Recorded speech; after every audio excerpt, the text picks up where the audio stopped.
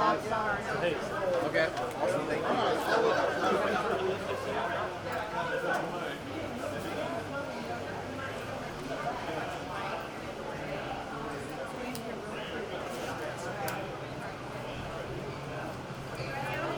Not that I could find. I looked online recipes and all that kind of stuff. I couldn't find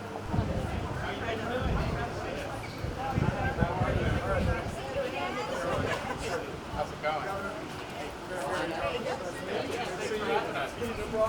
All right. Hi, guys.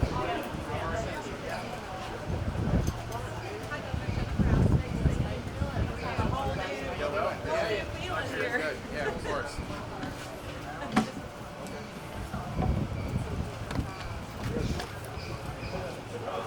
Well, there's a lot worse places in this world to be right now than right here in Okaloosa County. So I want to thank everyone for being here, and particularly the Gulfarium Marine Adventure Park for hosting us, which should be an exciting day of announcements. I think this park is an example of what tourism means for Florida. They just recently announced, I think many of you know, that they're going to embark on a major expansion that will add additional 1 million gallons of state-of-the-art dolphin habitat. And part of the reason they were able to do that is because this has been a place where people have been able to come over the last 2 years, unlike many other places throughout the country. So we're really excited to be here to also highlight these major tourism statistics that we're now able to report from the fourth quarter of 2021. And I think it's a testament to Florida really being the place that people look to. Yes, many people are moving here, of course, but so many people have visited here. So many people over the last year and a half have said, okay, I need to escape from the burdens of wherever I'm at with the mandates and the lockdowns, and just come to Florida for, yes, sunshine, yes, beaches, theme parks, all these things, but I want to experience freedom and be able to be treated like a free individual. And so that's what we've been able to do. You can come to Florida and you can do what you want to do. You're not going to be forced to show medical papers. You're not going to be restricted. You're not going to be mandated. And I think that that's something that's really, really significant. And our state is doing very well as a result. I mean, we're in the legislative session now, but if you went back in April of 2020 and forecasted what was going to happen in Florida, a lot of people were saying it'd be really negative in terms of the budget revenues. In fact, we have more revenue than anybody well, I thought we were going to do well. I was confident, but most people were not forecasting. So you have a massive surplus that we have in the state of Florida, even though we have the lowest per capita tax burden in the entire United States. And if you look at what's going on here in this part of the state, Destin Fort Walton had a record year in tourism for 21. Their tourist development tax revenues increased 74% over 2020, which may not be that surprising because there's a lot of people that didn't want to travel as much, particularly when COVID first hit and there was a lot of concern initially. And so they're up big. But interestingly, 2021, the revenues are up 41% over 2019 pre-COVID. And so I think that that's showing.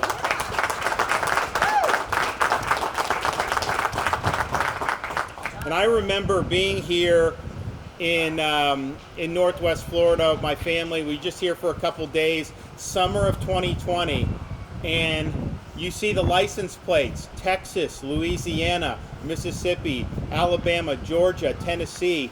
I mean, it seemed like anyone that was within driving distance, even if it was like 8 hours, they get in their car and they wanted to come to Northwest Florida. And so you really saw Northwest Florida overperform many other parts of the state, and they've continued to do that in terms of what they've been able to do over the last year and a half. But I'd mentioned these revenues generally. So prior to COVID hitting January of 2020, the general revenue estimated for the state of Florida for 2020-2021 fiscal year was $34.4 billion. COVID hits, international travel stops, domestic travel really ground to a halt. As a tourism state, that really was a big deal. So in August of 2020, the people that estimate revenue in Florida, they dropped the estimate of revenue from $34.4 billion to $30.9 billion. And they were forecasting really difficult economic circumstance. And then what happened? The actual collections, as reported in August of 21 for that fiscal year, was not the 30.9 billion that they revised downward due to COVID. It wasn't even the 34.4 billion pre-COVID estimate. It was $36.2 billion in terms of the revenue that came in. And again, we don't have an income tax in Florida. We will never, as long as I'm governor. We have the lowest per capita tax burden, and yet big increase in revenue. We've also led the country in business formations. And when you think about it, we're the third largest state, but we're way more than California, which is the biggest state by far. And we saw 114,000 more business formations. 2021, we actually increased business formations by 61% compared to 2019, the first year I was governor. And so I think you see a lot of the momentum. And so why are we here today? Well, we're here today to be able to announce that Florida's visitation once again topped pre-pandemic levels in the fourth quarter of 2021. Florida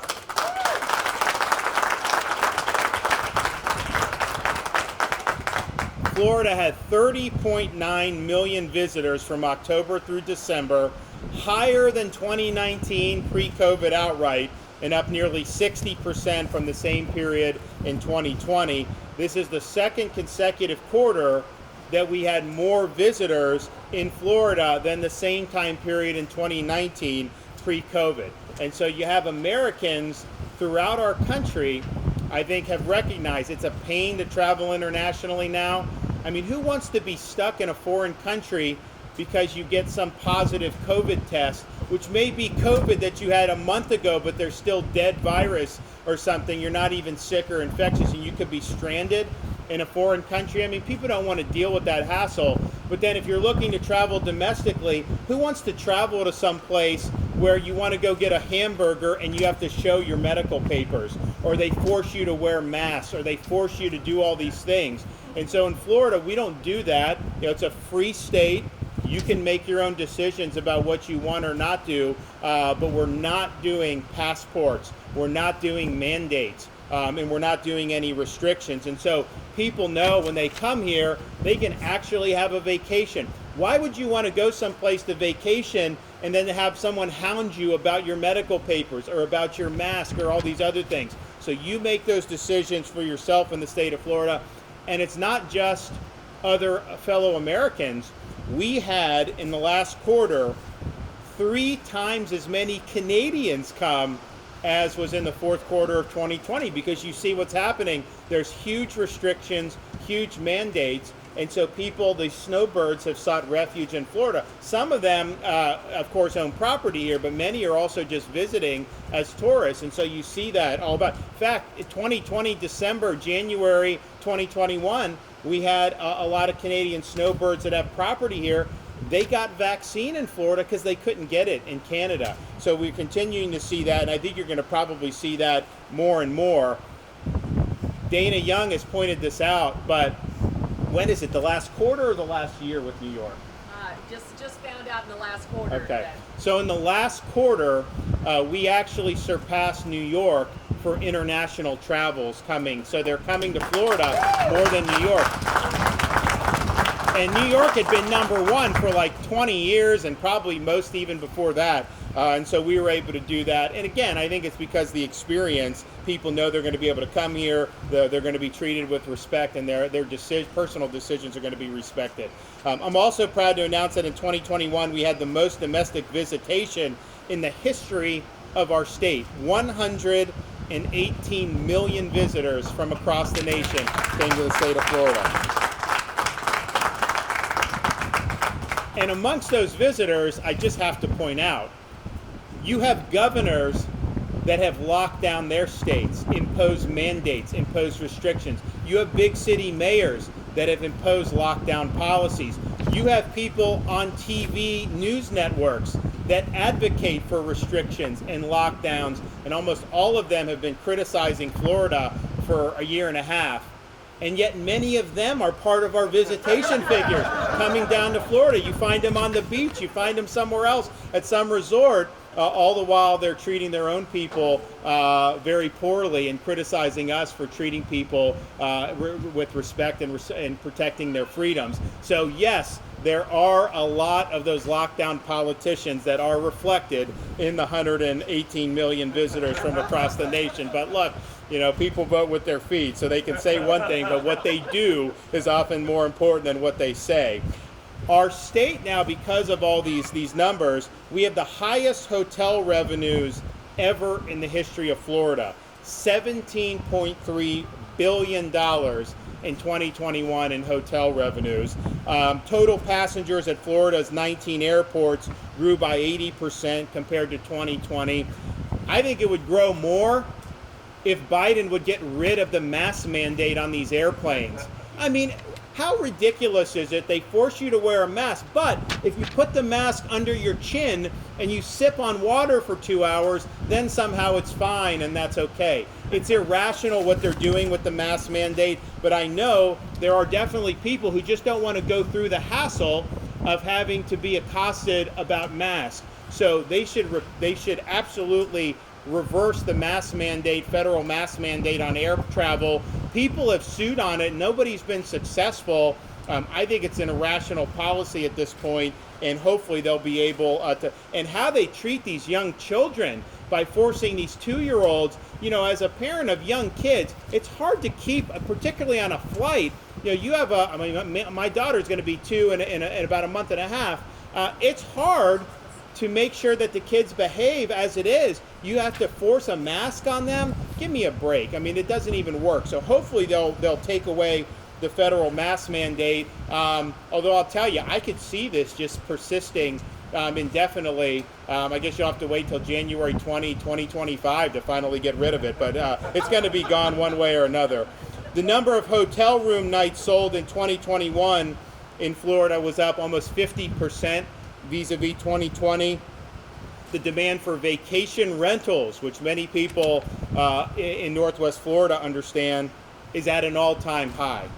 My wife and I have actually thought about, hey, let's go to 30A.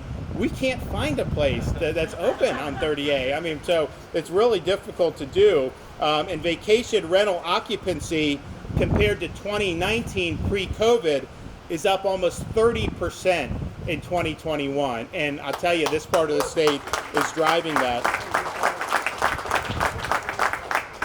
And I mentioned foreign travel, but according to the National Travel and Tourism Office, 30.3% of overseas visitors to the U.S.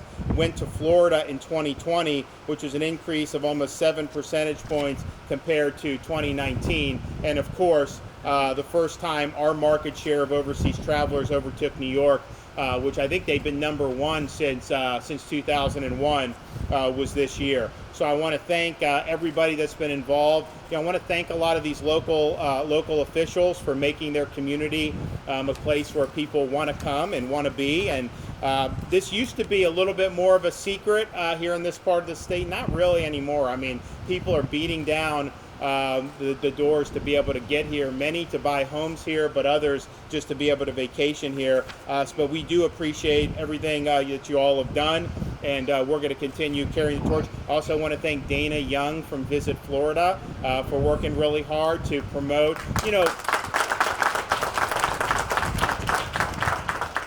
we live in an era where you have, New York-based corporate media outlets that basically propagate false narratives, partisan narratives every day. That's pretty much all they do. And so their whole narratives have been how bad Florida is. I mean, they've tried to do that for years. We made sure Visit Florida, we're getting the word out. But I think people instinctively realize, that these are not trustworthy outlets, and they basically ignored them, and instead were beating down the doors to get down here. So we're happy about that, and we want to thank Dana for what she's been able to do. So, okay, well, we're here. We're going to hear from some folks who've been involved in this. So we have Collier Merrill, who's going to talk a little bit more about what they're doing here. We have Chairman Ponder from the County Commission. We have Jennifer Adams from the local tourism, and then Dana Young from the state of Florida tourism. So, Collier, you want to come up?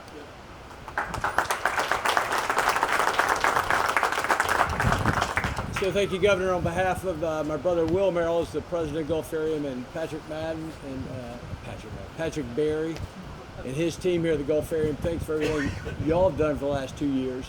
But a real life example of what the governor's talking about. So just about 2 years ago in a week, I took my son, who's a 4th grader in his class, to Tallahassee. We met with the governor, taking pictures, and he'd just done the first press conference on COVID. No big deal, maybe it's coming around. And then the world kind of changed. And so May 14th, March 14th, 20th, we had to close. Now, one thing, we own some restaurants and stuff in Pensacola, you can shutter those up. Here we've got 10 dolphins.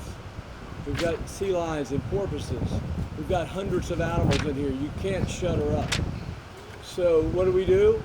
Every day is the same staff coming in here, the same veterinarians, the same staff taking care of the animals. 20,000 a day, every day, whether there's a soul in here or not. What did the governor do? He let us open back up on May 15th. California was still closed for almost another year. If we had stayed closed the way California was, we wouldn't be here right now. We operate on a shoestring in this environment. We love the tourists and really love the tourists in it, but we wouldn't be here. Just the money we made from May and our fiscal year ends at the end of September was over $3 million that was pure profit. If you look at it that way, because we're already here. Maybe a ticket taker, variable cost. We couldn't have done it. So then you start October 1st, 2020, and we just finished our fiscal year, the best year we've had in 65 years. Best year in 65 years. While California was still closed until April of 21. So half of our fiscal year that we had the best we've ever had, over 340,000 people came through here. It was up 40%. It was because we were open. If we'd been in California, there's no doubt we would not be here today. And so we had our best year ever this past, and we look for going forward in the future. We just kicked off, had to force my brother to DocuSign the loan document for $24 million. We're doing a big expansion to the north here. We've got the turtles we're rehabbing that we Fish and Wildlife, we rescue all the time. A lot's going on here, and this facility will remain open as we do this big expansion. But again, on behalf of the Gulfarium and the whole Panhandle, Governor, thank you for what you did and keeping businesses open. Sure. Okay, now. I think we'll all attest here that if you can't find a unit on 30A, we'll find you one in Okaloosa County. So, always honored to have you close by. Those had the great honor of serving our area and local government for a number of years, and I've seen firsthand the powerful impacts that tourism has, not only on us as an economy, but each of us as individuals. I want to thank you, Governor, for your amazing leadership in this area. Although you've worked relentlessly to diversify our economy, you've stayed steadfast in promoting and standing by tourism as a leading economic driver for our state.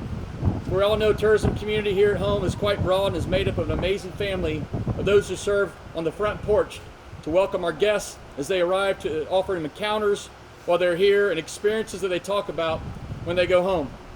You've heard many places say, come to our beautiful place and have a family experience. But I've often said, come to our shores and experience family. There's something different here. It's a culture of honor and service that our hospitality industry is known for. So to me, it's not just about getting them to leave with sand in their shoes.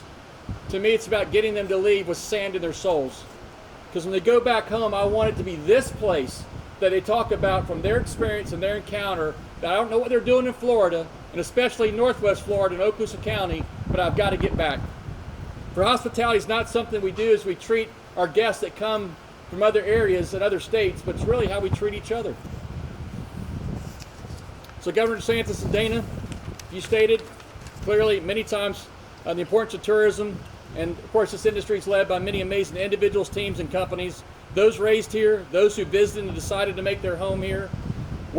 Many who started hit as a vacation stop, later came back and opened a business. Even transitioning military that would be based here, they would leave and say, I'm coming back to this area to raise my family. It's a great honor to work alongside these partners, and their dedication to our local communities and welcoming visitors is part of what makes our destination so special.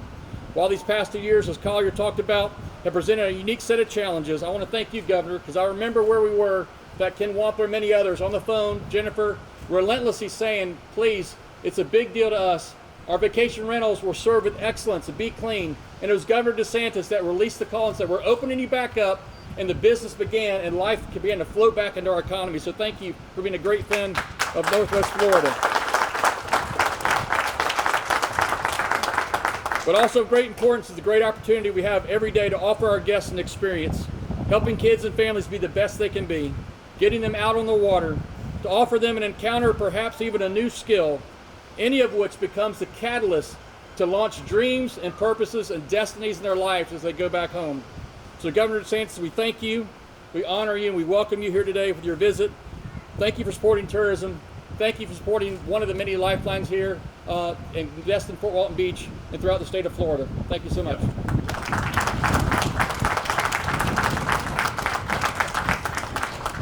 And I remember back in March of 2020, all of a sudden, like Disney and these parks closed. And I'm like, man. And then it's like, okay, well, what's going to happen? And so it's like, well, we need to get you guys back open. And we worked on many parks. I think Disney was the last. But we had a lot of them in Orlando. They got back in May. They didn't want to do April, but they were willing to do May, and then Disney later. But yeah, a lot of these other states, they had parks closed for a full year. And I don't know how you can really make that work when you have it. So yeah, we're glad that we were able to get everyone up and running, because you need to do it. You got to continue to go with these jobs and give people an opportunity to live life. Okay, Jennifer Adams, Tourist Development Director, Okaloosa County.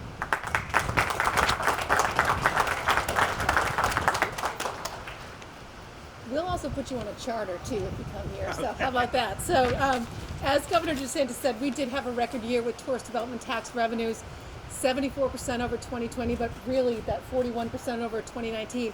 It's really important to know that how significant those revenues are, because they do more than just marketing this wonderful place.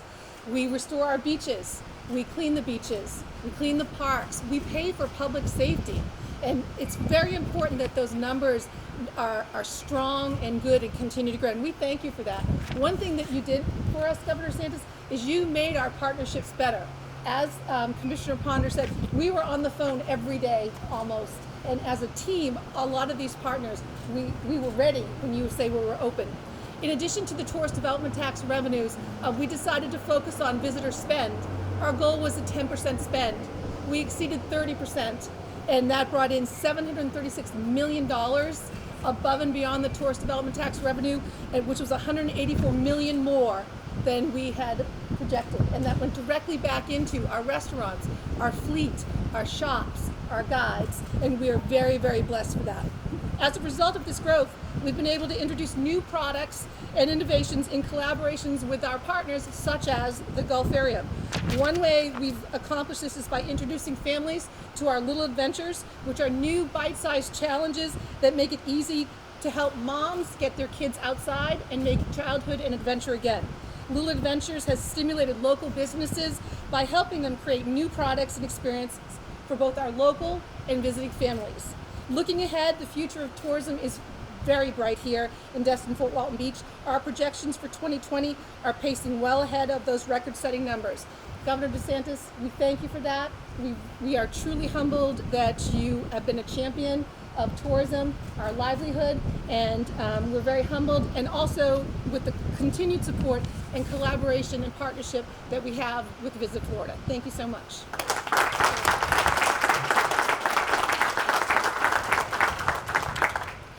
I mean, Jennifer brings up a good point about like when people come, their restaurants. Most of these other states, these restaurants, a lot of them went out of business. It was very difficult. A lot of them aren't even allowed. I mean, they can't even serve who they want. Like if you have to have a shot record to even be able to sit down in some of these places. And so it's totally bizarre. And so here in Florida, they've been able to do very well. And I think a lot of restaurants have actually never done better than they've done over the last year or so. And so we're proud of that because, I mean, one, there's a lot of important people that work in those industries. These are good jobs. These are good folks. I don't think that and I know there's no government, but I don't think any of these resorts or restaurants should be making these servers wear masks. I go to these things, they don't want to wear them. I'll speak to a group, there'll be 500 people at a dinner, and I'll speak, and nobody is wearing a mask, and I don't think they should, but then they make the wait staff wear masks during that time period. And I'm thinking to myself, okay, what does that do? If they want to do it for themselves, then fine. I mean, I think people should have that freedom. But in many cases, they're being forced to do it by the properties. And so, I'd hate to say, maybe we need like a workers' bill of rights on some of this stuff, just to let people breathe freely when they're working, because I think it's theater. I don't think it's really serving a purpose. Not when you have 500 other people cavorting, and then you're going to impose this on 12 people who are working hard to serve. So I really hope we can just get beyond that. I think many restaurants have gotten beyond it. I think some hotels have, but I'll tell you, I've been to some places, and they're very appreciative of being in Florida that they're able to work. But I'll always say to them, well, when are they going to liberate you from the mask? And they're all like, we don't know, but they're all waiting for it. So any of these big companies that are running these hotels or resorts, liberate your employees from forced masking requirements.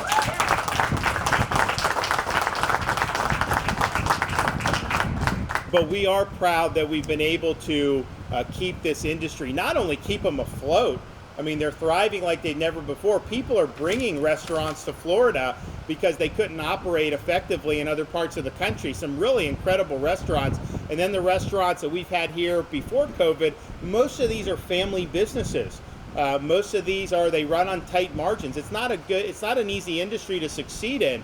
And having Fauci type policies, Fauci, he would criticize Florida for having restaurants open all of summer of 2020, saying you shouldn't do it. He was acting like this is the worst thing ever. But I'll tell you, what he was really advocating for was the destruction of the livelihoods of tens of thousands of people in our state. And we stood by to protect those livelihoods, because somebody that is on the wait staff, or somebody that's a chef, or somebody that's tending bar, you see them there, but then you don't know when they go home. They have kids, they have mouths to feed, they have families to support, and to just say that they shouldn't be able to work, that was unacceptable in Florida. And so we made sure we stood by those folks. And now you have these folks doing very well, really across the board in our state. And so we're proud of it. I mean, our hospitality industry is a bedrock part of our state, not just the restaurants, the hotels, everything that goes into it, but the employees are really hardworking people. And so we want to stand by them,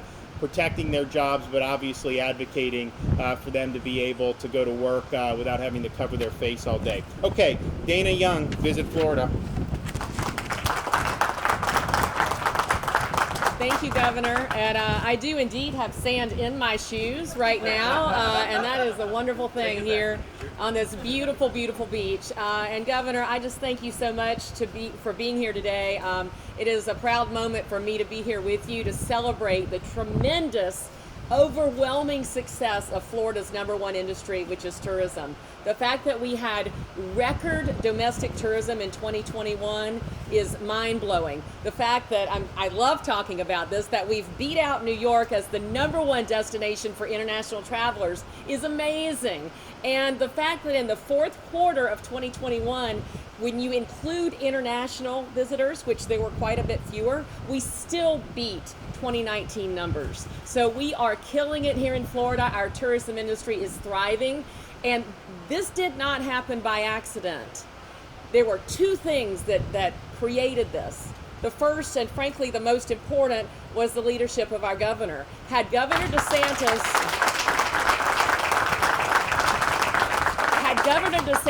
not had the strength of will and conviction to keep our state open through massive criticism and continued news media attention in the negative way, we would not be here today. And number two is the ability that the governor gave Visit Florida to actively and aggressively and unapologetically market our state to the United States and to the rest of the world. And by doing that, we have gotten people here in our state of Florida that have never been here before.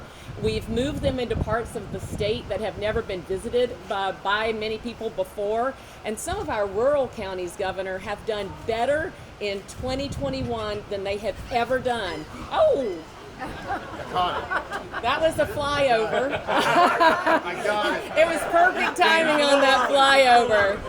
But so it's not just the big cities and the urban centers, but it's also our rural counties and our natural experiences that are being discovered by the world. And we're just so grateful to be here. And I'll just tell you, we don't make predictions at Visit Florida, but with these domestic numbers, once our international visitors are able to get back here, look out, because Florida is going to continue to dominate the country in visitation. And I think the operative word, you've said it many times, is freedom.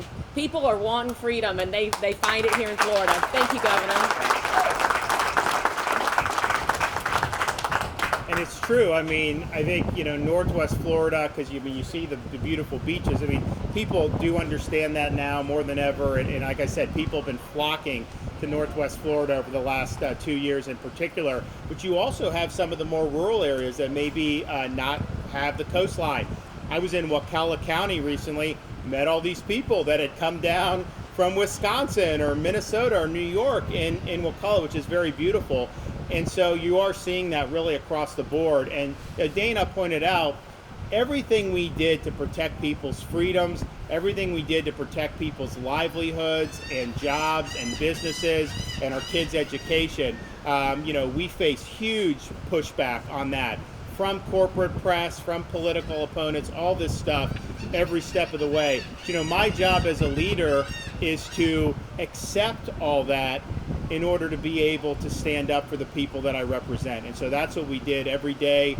I cared more about their livelihoods, their freedoms, their jobs, and their businesses than I did about getting any negative attention heaped on me. That just comes with the territory. I mean, you understand how this game works. But that was not going to deter me for 1 second for standing up for folks and making sure that they had the ability to earn a living and live as free people in a free state. And so the result is that these numbers are spectacular. I think we're going to have a great 2022. I am very concerned. I mean, you just saw some additional inflation data come out today.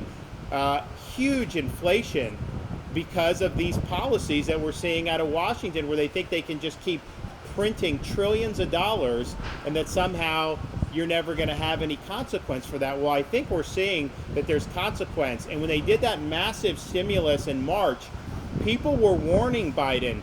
Democrat economists were warning him, you are going to fuel inflation. And that's exactly what happened. So now you have a situation where they say consumer inflation 7.5%. I can tell you it's much higher than 7.5%. How much has gas gone up? How much have groceries gone up? How much have different staples of building and construction and all that gone up? It's all gone up way more than 7.5%. So yeah, as they calculate 7.5%, they're including things that really aren't making much of an impact. They're not including things that have gone up dramatically. And so that inflation is really, really significant, and it eats away at people's incomes. People commute, have to pay more and more for gas. They released the petroleum reserve, strategic reserve.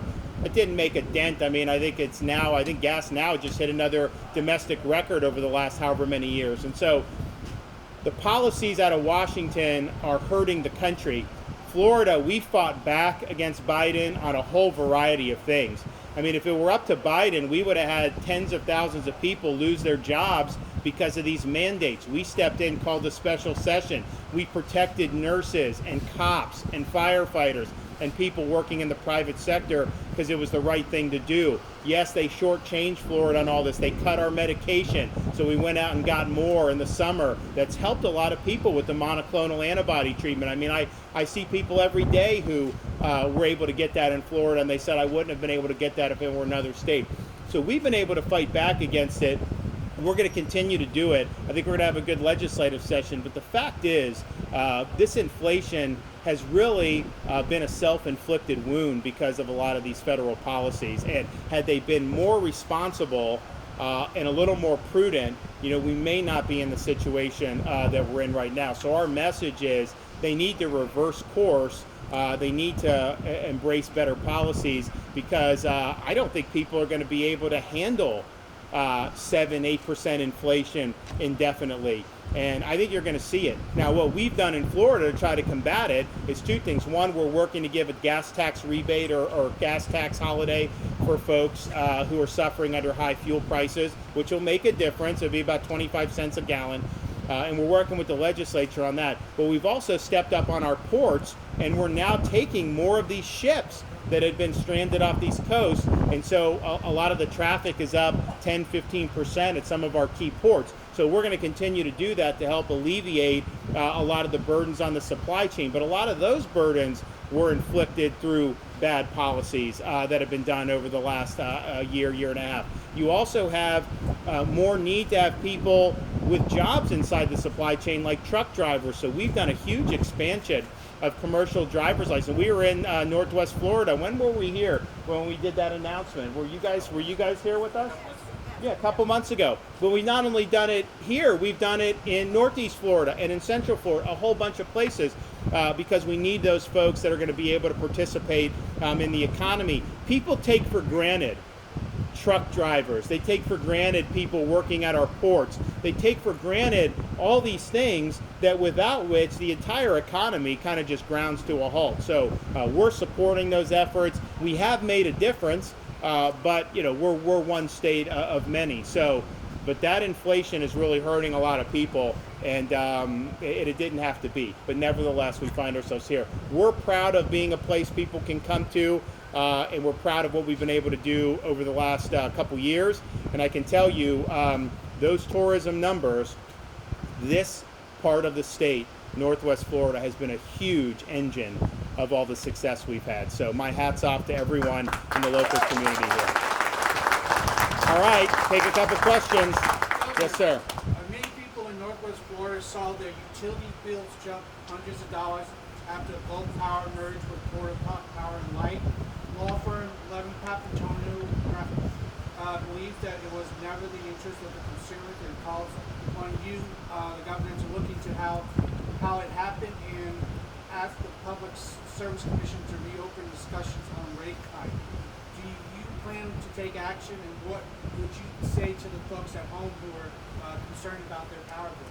Well, obviously, when you have the prices rising through everything, it's a huge burden on people to be able to see gas bills, energy bills, all this stuff go. My view is, we want to have affordable energy in the state of Florida, and we're committed to doing that, and that's where we're going to be on that.